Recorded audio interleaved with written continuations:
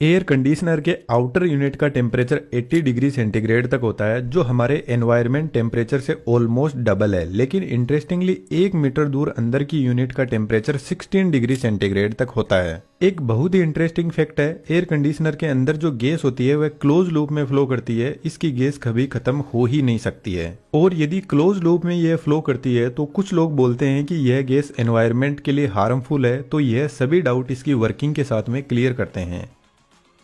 Air conditioner की कोई ज़्यादा कॉम्प्लेक्स इंजीनियरिंग नहीं होती है, स्टार्टिंग होती है कंप्रेसर से। एयर कंडीशनर का हार्ट यही डिवाइस होता है, और इस कंप्रेसर के अंदर आज के मॉडर्न टाइम के अकॉर्डिंग एक एनवायरनमेंट फ्रेंडली गैस भरी जाती है, जिसको R32 बोलते हैं। इस गैस को रेफ्रिजरेंट भी बोल सकते हैं। जब कंप्रेसर इस गैस को कंप्रेस करेगा तो इसका प्रेशर बढ़ने लगेगा, जिसकी वजह से टेम्परेचर भी बढ़ने लग जाएगा। और जब गैस कंप्रेसर से बाहर निकलेगी तो इसका टेम्परेचर होगा 80 डिग्री सेंटीग्रेड। अब इस हाई टेम्परेचर को हमें थोड़ा ठंडा करने की जरूरत है, तो रेफ्रिजरेंट पहुंचता है कंडेंसर कोयल के पास में। आज के टाइम में एसी के ऊपर 100% कॉपर कोयल लिखा रहता है, तो कंपनी इसी कोयल की बात कर रही होती है, क्योंकि कॉपर कोयल की हीट एक्सचेंज क्वालिटी बहुत शानदार होती है, तो ये गर्म और ठंडी बहुत जल्दी हो जाती है। इन इतनी लंबी कोयल से जब रेफ्रिजरेंट फ्लो करेगा तो ठंडा होने लगेगा, और इस कोयल से हीट को जल्दी बाहर निकालने के लिए एक फैन भी लगा रहता है। जब रेफ्रिजरेंट कोयल से बाहर निकलेगा तो इसका टेम्परेचर 50 डिग्री सेंटीग्रेड तक पहुंच जाएगा। लेकिन कंडेंसिंग कोयल के पास में जो गैस कंप्रेसर से मिल रही थी उसको यह लिक्विड में बदल देगा।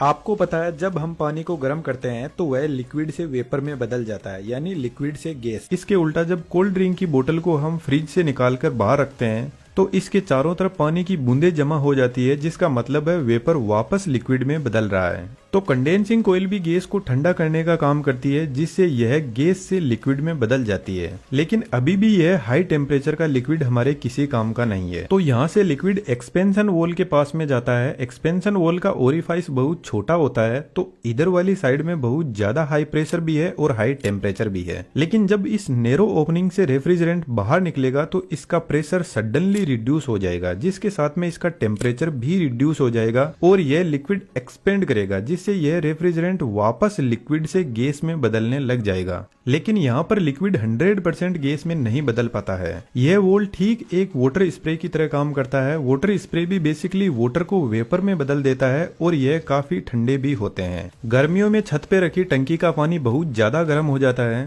तो उसको ठंडा करने के लिए शावर से आपको पानी का टब भरना होगा, और आप देखना पानी का टेम्परेचर काफी रिड्यूस हो जाएगा। अब यह एकदम ठंडा रेफ्रिजरेंट जाता है हमारे रूम में लगी हुई इवेपोरेटर कोयल के पास में। यह कोयल भी कॉपर की ही बनी होती है, जो हीट एक्सचेंज का काम करती है।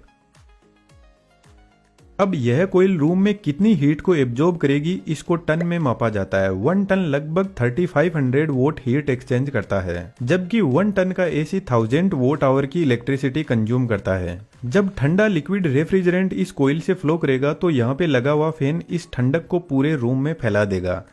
जिस तरीके से कोल्ड ड्रिंक की बोतल के चारों तरफ पानी इकट्ठा होता है, ठीक वैसे ही इवेपोरेटर कोयल काफी ठंडी होती है, तो इसके चारों तरफ भी वाटर के वेपर इकट्ठा होने लग जाएंगे, जिनको साइड में कलेक्ट करके इस पानी को बाहर निकाल दिया जाता है।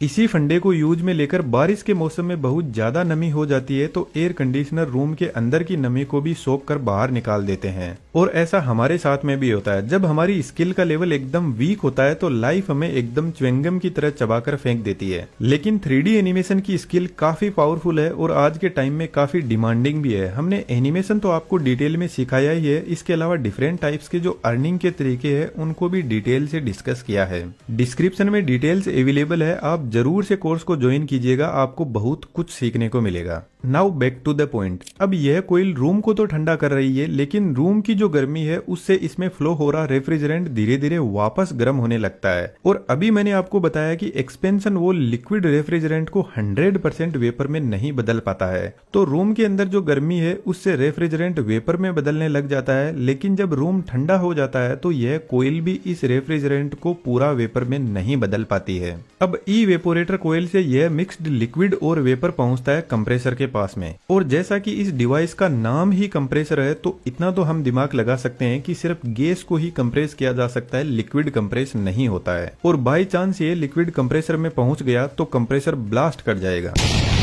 और ब्लास्ट नहीं हुआ तो कंप्रेसर के अंदर capacitor start single phase induction motor लगी रहती है, वह जल जाएगी लिक्विड से। तो हमें कंप्रेसर को सेफ रखना बहुत ज्यादा जरूरी है। तो एक्चुअल में एक्सपेंशन वॉल कुछ इस टाइप का होता है और यह जस्ट इवेपोरेटर कोयल के पास में लगा रहता है। इसमें नीचे से हाई टेम्परेचर और प्रेशर वाला लिक्विड आ रहा है और जब यह इस नैरो एरिया से पास करेगा तो वेपर में बदल जाएगा। एक्सपेंशन वॉल बेसिकली यहाँ पर जो ओपनिंग है उसको कंट्रोल करता है। यदि यह रेफ्रिजरेंट को बहुत कम एरिया से पास करवाएगा तो कुछ ही रेफ्रिजरेंट वेपर में बदल पाएगा, जिससे इवेपोरेटर कोयल कम ठंडी होगी। और जितना ज्यादा रेफ्रिजरेंट यहां से पास होगा उतना ही रूम टेम्परेचर डाउन होता जाएगा। वॉल में ऊपर की तरफ एक डायफ्राम लगा रहता है और यही डायफ्राम इस रोड के थ्रू यहां से फ्लो हो रहे रेफ्रिजरेंट को कंट्रोल करता है।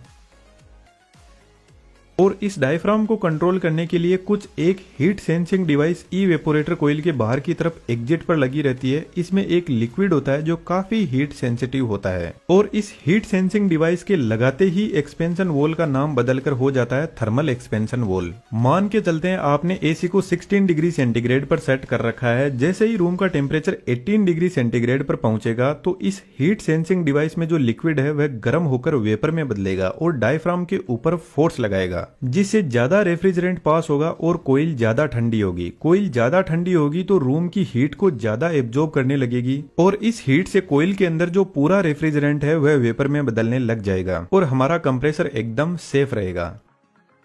बेसिकली कंप्रेसर कंडेंसिंग कोयल के एकदम पास में लगा रहता है और आज के टाइम में स्पाइरल टाइप कंप्रेसर भी एयर कंडीशनर में यूज होते हैं जो काफी साइलेंट और स्मूथ होते हैं। इन सभी टाइप के कंप्रेसर की मैंने इस वीडियो में डिटेल से बात की है, तो इसको आप यहाँ से देख सकते हो। यहाँ पर दोनों पाइप, एक जिसमें कंप्रेसर से इवेपोरेटर की तरफ लिक्विड जा रहा है और दूसरी जिसमें इवेपोरेटर से निकलकर वापस कंप्रेसर के पास में जा रहा है, यह दोनों पाइप एक दूसरे के पास में सेट की जाती है। इसके पीछे रीजन है, इधर रेफ्रिजरेंट कंडेंसिंग कोयल से आ रहा है जो अभी भी काफी गर्म है और रूम को ठंडा करने के लिए जा रहा है, तो इधर वाली कोयल से थोड़ा बहुत यह भी ठंडा होने लगेगा और इधर वाली कोयल से रेफ्रिजरेंट कंप्रेसर के पास जा रहा है तो यह गर्म होकर पूरी तरीके से वेपर में बदलने लगेगा, जिससे ओवरऑल एयर कंडीशनिंग की एफिशिएंसी बढ़ती है। अब एक सबसे इंपॉर्टेंट क्वेश्चन, वीडियो को पॉज करके कमेंट में जरूर से लिखना, क्या आप बता सकते हो कि यहाँ पर कौन सी डिवाइस है जो कूलिंग को कम ज्यादा कर रही है? यदि आपका आंसर थर्मल एक्सपेंशन वॉल है तो आप गलत हो। थर्मल एक्सपेंशन वॉल बेसिकली यह डिसाइड करता है कि कंप्रेसर के पास में लिक्विड पूरी तरीके से गैस में बदल कर ही जाना चाहिए। यहाँ पर बेसिकली टेम्परेचर को कंट्रोल हमारा कंप्रेसर ही करता है। जब हम एयर कंडीशनिंग के टेम्परेचर को कम ज्यादा करते हैं तो बेसिकली हम कंप्रेसर की मोटर की स्पीड को कम या ज्यादा कर रहे होते हैं। जितना ज्यादा कंप्रेसर रेफ्रिजरेंट को पंप करेगा उतनी ही ज्यादा कूलिंग होगी।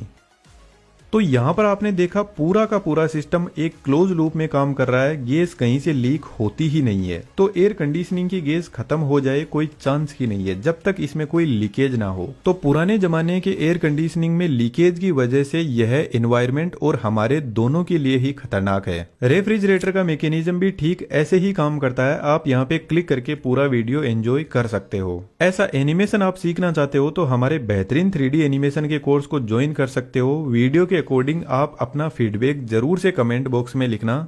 Thank you.